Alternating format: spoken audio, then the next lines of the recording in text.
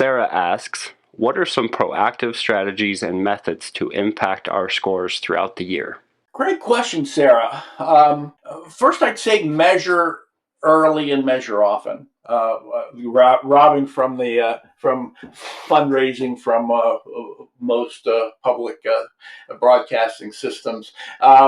You want to not just watch your performance through the year, but include look at it as a group. So it's in front of mind. Engage your practice as a team.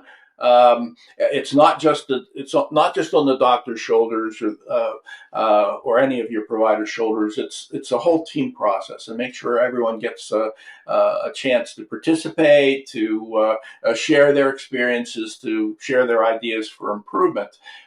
If you're a small practice and have only one team, great, but still you may want to look at specific patients then more often and understand how we succeeded with this patient, why we didn't succeed with this patient, and start thinking about how you can improve that performance overall. Remembering that 100% performance is probably never appropriate.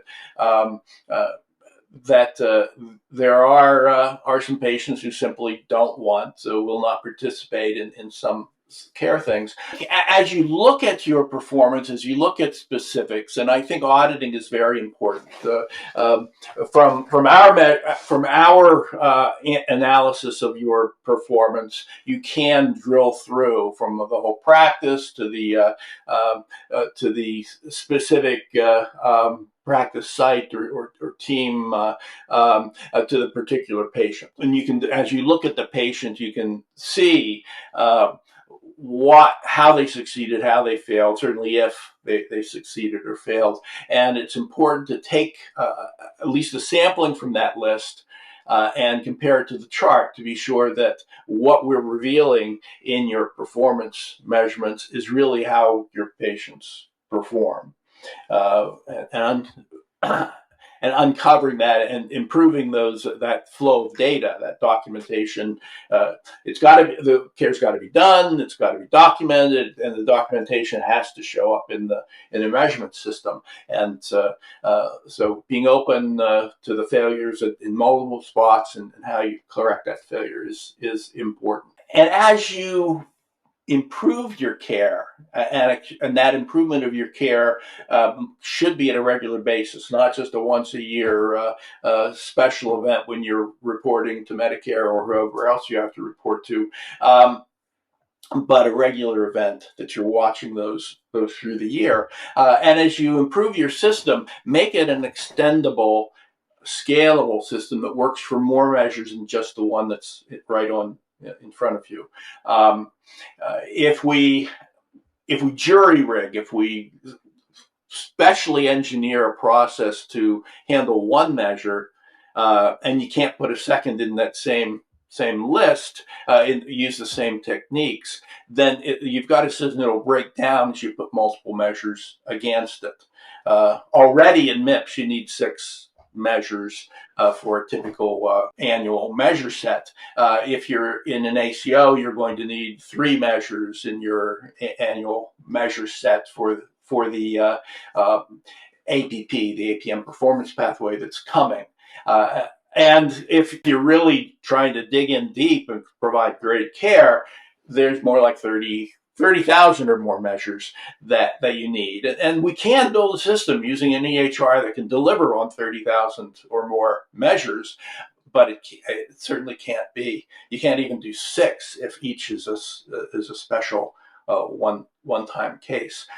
So that as you're building that system of care that delivers well on measures, you need to think about how to record characteristics of my patient. There's certain characteristics that put them in a denominator for any measure. their demographics, their age, sex, their diagnosis list, their medication list, their allergy list. Depending on the measure, we will take various things from those categories to say this is the denominator for that measure. So are you recording those things on a regular basis in a way that's recoverable in your measurement system? And then, of course, there's there's performance. When there's something that's been ordered or done, is that recorded in a way that's recoverable in your system? That's a numerator data is typically something we've done. It may be an immunization, it might be a medication, it might be a test, it might be any number of things. And then the final thing is exclusions. There's reasons why we don't, why we forgive a patient from some measures, because they opt out or there's something else going on. And is there a standard way that we're recording exclusions to measures that's easily recoverable? And as we build our system that performs well always for those things, we get that system that will expand any number of measures and expand for any few measures for multiple insurers or multiple stakeholders who make different demands of you. And finally, I'd say work on extra measures. MIPS again calls for 6 measures, and that's probably the best target. If you can, work on 12. The 6 you're intending to submit, and 6 others that you're preparing for submission. And it never hurts to submit extra measures. So you could submit all 12 each year and not be hurt by the low performing measures, because Medicare is going to select your best 6 performers to submit. And if you're working on those extra measures, then as measures inevitably drop out of the list, sometimes they top out, and Medicare puts them in a queue to eliminate them from the list, or other things might render a measure for that year irrelevant. So it's nice to have those others in abeyance, so you can always fall back on an extra measure.